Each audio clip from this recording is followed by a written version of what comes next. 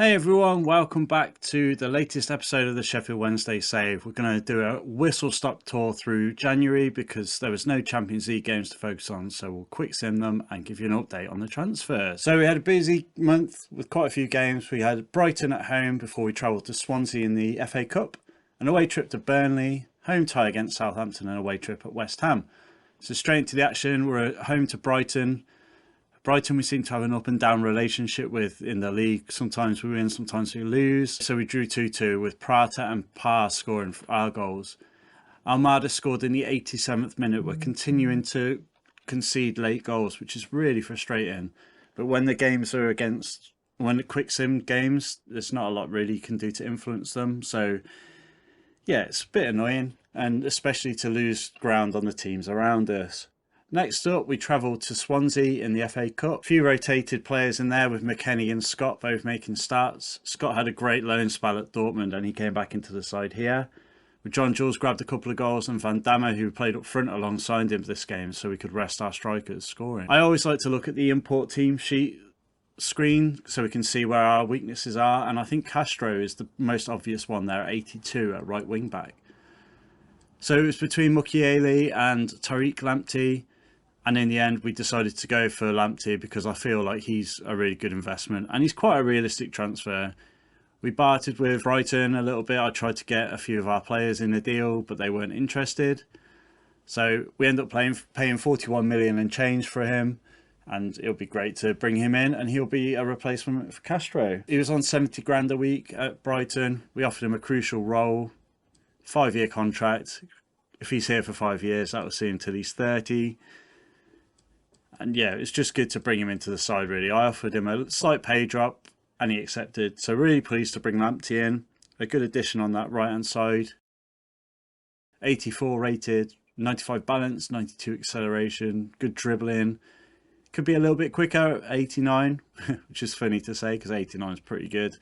But yeah, very pleased. I think that's a marked improvement on Castro. As part of the transfer window, we have moved Kelleher on. He moves to Hoffenheim for 14 million. So what we'll do is we will recall Kavanagh to be our backup goalie and he will come back in and sit on the bench.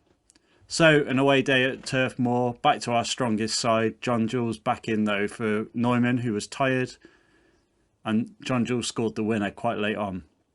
Really pleased that it's us scoring later on in the game this time and not the opponent, although they took an early lead.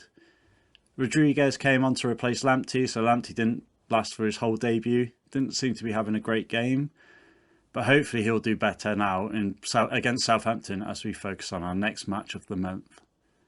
Southampton, decent side. They're in 8th at the minute. We're in 6th at the time of this game.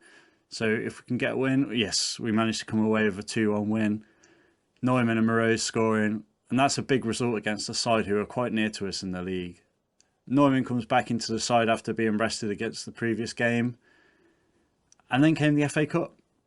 Home tie against West Brom. We put out our strongest side in the hope that we would get through it in the first game. And we get a replay with them scoring in the 90th minute. Next up, a away tie at West Ham in the league. Thankfully, we got over our FA Cup exploits and came away with a really good win. So we're up to 5th in the table with 7 points off Man City. I think our title challenge is probably not going to happen this year, but we're still in Europe. We're still in the FA Cup, although we've got to overcome West Brom in the replay. So it's still an okay season so far. It'd be nice to add a couple of trophies. Down at the bottom, local rivals, Leeds just outside the bottom 3, but Burnley are really struggling.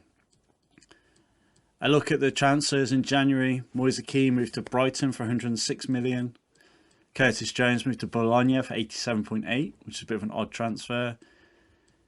Most of these were summer deals, so we'll skip past those. We've already covered them off. Marino moved to Real Madrid for 66.5 million. Vitinha moved to Spurs for 64.